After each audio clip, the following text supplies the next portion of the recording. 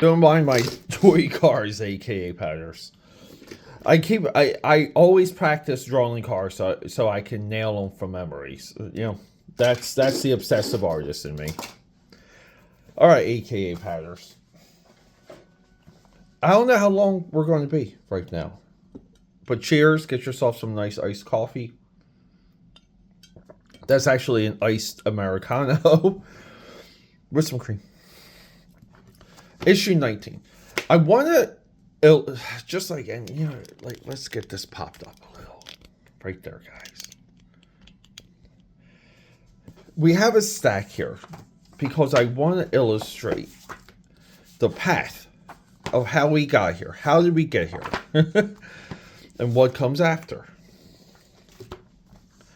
So just give me a couple seconds and we will get all of this in order. But everyone, it is great to see all of you. Great to hang out with all of you. You guys know I love Wildstorm Wednesdays.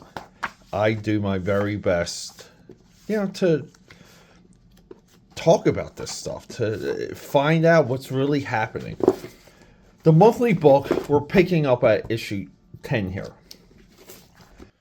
And there it is. Welcome back to the show of shows. Peter A. DeLuca here, aka Pad69, and known throughout all of the Wildstorm universe as your eclectic one. Guys, this is a good episode. This is where Wildcats breaks. The series breaks at this point. This leads the way for Alan Moore. And I'm going to show it to you guys. I'm going to explain it all. But here's the thing. Before we can get into Alan Moore, Mr. Watchman, V for Vendetta, Swamp Thing, that guy, oh, we love him. We love him. We have to get through Wildstorm Rising. Wildcats issue 19 acts as a prologue to Wildstorm Rising. We're going to get into Wildstorm Rising, but sketching out the future episodes of I almost said it there. I almost said Top Cow Tuesday. Wildstorm Wednesday. The future episodes of Wildstorm Wednesday, it gets a little confusing because I can go in a lot of different directions. This is a part of the programming and producing part of this show, of this series, it's complicated. But without that, I just wanted to talk about my original position for this episode. Previously, we were documenting the rise of Travis Charest, rich boy, silver spoon boy. So rich, he doesn't have to care about a deadline, which he doesn't. Issue 18, that precedes this, is almost a splash page issue. Writer James Robinson does his very best to weave a story in basically a handful of images he must have got last minute. The next issue, Jim Lee has to come in. He does layouts. The issue looks more like a traditional Wildcats issue. Right? That's what we like. But there's a little bit of a track here where Travis comes in and immediately becomes a superstar. Can't keep a deadline. And then anytime he returns to the book, as a reader, you're grateful for it. But there's no consistency. And ever since that point, Travis never got credit ever again in American comics. Like no other publisher ever gave him a chance. It is my contention that Travis got blacklisted by Jim Lee, even though they appear to be friends and they might do a picture now and again. But Travis almost went into abject poverty post his years at Wildstorm. He was that slow and not in demand enough to get a high enough page rate or cover rate to cover for his lateness. He could have had it all through Wildcats. You have to understand that Travis replacing Jim Lee as the Wildcats lead artist was something the entire industry wanted. There is something about his style. It's similar to Jim Lee, but it feels different. And that's a platitude. It's just the way the audience and me and you see his work. And he does all these little things just different enough than Jim Lee to separate them. It's much different when David Finch comes over, Mark Silvestri for Cyberforce, or even if you want to really compare it, Eric Larson coming over Todd McFarlane when it comes to Spider-Man, where there's a clear break, but one is clearly emulating the other. Something different happens with Travis. It's almost like a different classification. So I was on the track of, like this issue was more or less of a Jim Lee revenge issue, but it's not that. This is the breaking of Wildcats, and Jim Lee has had he had a great opportunity here that they lost. And what was the opportunity? This could have continued. This collaboration produced some high-end work. If this collaboration got a little bit more practice, they could have saved the title. So let's go. I just want to remind everyone, like, how good of a read issues 1 through 4 are. Like, it is such a fun, enjoyable read. What a great introduction to all of it. I'm not saying this is a great setup for a Wildstorm universe. This is just a great 4 issues that introduces about 30 different characters. And we have some decent plot lines. We get into one of the Chris Claremont issues, right? The guy from X-Men. I guess, a lot of people say, oh, Chris Claremont and Jim Lee, they were against each other. Jim Lee got Chris Claremont removed from X-Men. Well, I don't know. I mean, they worked together pretty quickly after that. These issues, solid, like fun, solid read. Some of it's it gets a little wonky, but it's still there. And you can see the page count, 22, 23, right? 23 pages. So a lot of the standard stories for Wildstorm Productions were between 22 and 24 pages. But we get Jim Lee drawing. We get like just a lot of amazing looking stuff. We have Destiny here and Void, like their relationships evolving. We're learning more about the orb that created Void. We're expanding the universe with Savant here, Mr. Majestic. We still have Huntsman, that's Chris Claremont's character, in the mix, and we're a little bit of a run here where every issue has a monster of the week. This is the formula that built the Marvel universe. Every issue should have a new villain. But again, high production quality. This issue alone is the first appearance of quite a few new characters, and this is a tapestry here, right? Issue 11, and it goes on and on. We got more Savant here. We're just introducing. We got Soldier. That's her like little bit of a bodyguard. We're just introducing a lot of ideas, and we keep going. Previously, issue 5 is what I consider to be like Jim Lee's greatest effort, like greatest illustration effort. That we did an episode on this, on how much this issue costs to put out. It was crazy. Then we get a crossover with Homage Studios, Killer Instinct. We have Misery here. Again, just good stuff, and even fun to read, AKAPADers. So then we get into Travis Charest right here. Jim Lee has left the building, and Travis, he gives us 2 issues, a partial issue, and then Jim Lee has to step in. Oh wait, hold up, no, and Jim Lee steps in. So Travis is evolving his style. But you see problems though. Like this page here.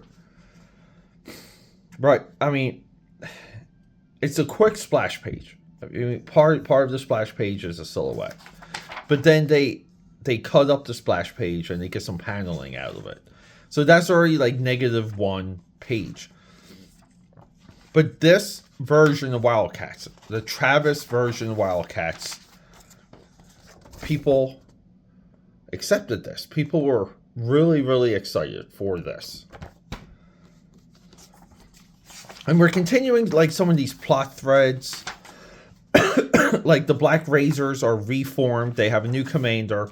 This issue is synced up with, I think, issue 2 or 3 of that miniseries. Maybe issue 4. So like we're 16 issues in and we're connecting to the first story arc. Continuity based stuff. Yeah, and Travis is, but he's doing things like this. Like this page should take 20 minutes to draw. We have a splash page. We have a splash page. We have a splash page. We have, look, a cut and paste like animatic here. We see, and we kind of stumbled to 22 pages. Then we have the file here coming in hot. And, oh, we got Pike, though. Guys, look, you know how much we love Pike. You know how much we love Pike.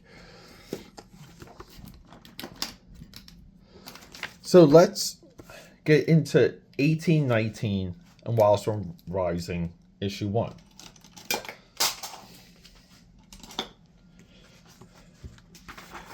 This is what I call the splash page issue. Right, everything is big, fat image. And it only is 16 pages. You can feel, but again, like, look how Zala here. Look at her hair and look how she's holding the gun. Like, he's drawing the Jim Lee things. But it's not Jim Lee enough. And it's such a weird appeal. And even on this cover. Like, this is the Wildcats people want at this point. But we see. We have Robinson, Lee, and Bennett. So Jim Lee comes in. And this issue's very easy. We have Dakotas. These are all of Zealot's babes. Okay? Or Dakotas. Right? Like, they're the evil side of Zealot. They're in DC. This is like an underground bar. Hightower is there. He's tracking down a key. And he needs help from these girls to run a distraction. This is the distraction. So the distraction that he needs to get the key, which happens in this issue, see him sneaking around, is essentially, you think it's the girls versus the Wildcats, but the distraction is really Stormwatch versus Wildcats. And we talked about this issue last episode because it's drawn by Barry.